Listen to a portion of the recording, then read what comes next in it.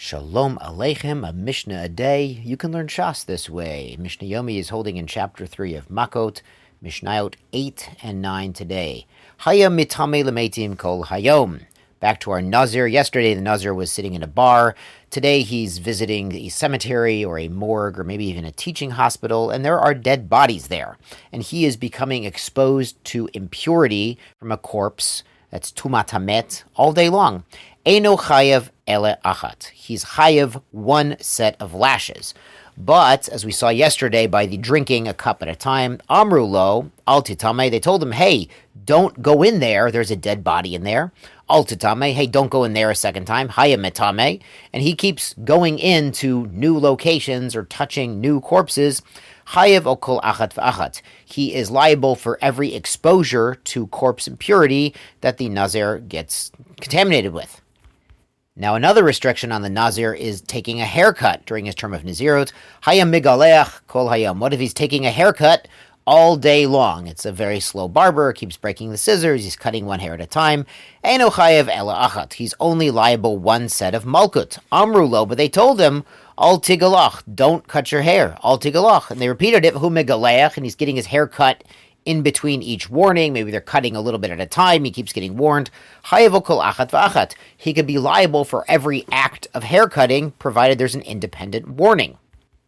And now the Mishnah turns to a similar concept by anyone, not just by a Nazir. Haya lavush b'kilayim kol hayom. He was wearing a suit of kilayim. This is linen and wool mixed together, and he's wearing the suit all day long.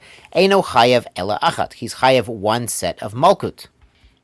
Amru lo, if the witnesses warned him, they said, Al tilbash, don't put that on, and he puts it on. Al tilbash, again another time, they said, hey, don't put that on, poachet lovish, and he's taking off say it's a suit jacket. Some of these fancy suit jackets, the lining contains linen fibers derived from flax. The suit itself is usually wool, the fancy suits, but the lining can be often linen in the expensive ones, and also the collar the thing that keeps the collar nice and in shape. That's typically also linen in the fancy suits, so they should be checked. Anyway, he's taking off this fancy suit jacket and putting it back on all day long. They're warning him, hey, that's kilayim. Chayev okol achat v'achat. He is liable for every time he puts on this garment with kilayim. Now, Mishnah Tet gets to really interesting topic, the Avera Olympics. As we've been actually talking about being chayev multiple sets of malkut for multiple averot. What if there's one act that violates a number of Torah prohibitions? It's possible to get a number of malkut, as Mishnah Tet explains. Yesh horish telem echad, he could plow one furrow, v'chayev olav mishum shmoneh lavin, and he's done 8 things wrong at the same time.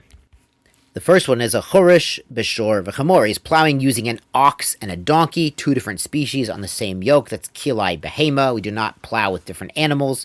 V'hed mukdashin, and they were also donated to the temple. They're temple property. So it's also an avera of me'ila, of misusing temple property.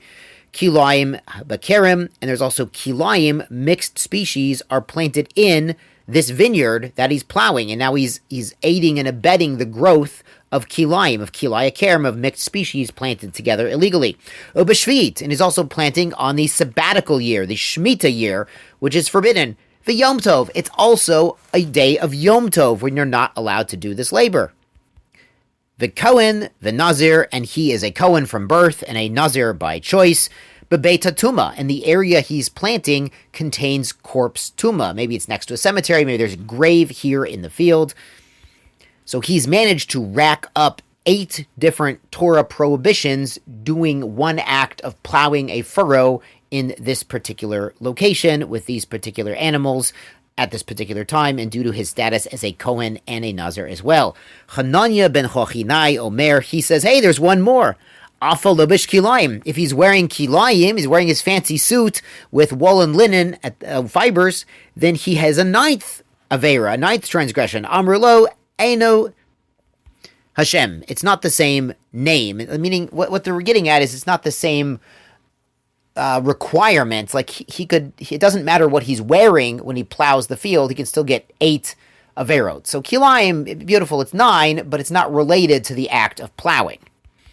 Amar Lahem, and Rabbi Chanani ben Hochinai applies, of a Nazir who lo Hashem. He says that even being a Nazir, that should not be included.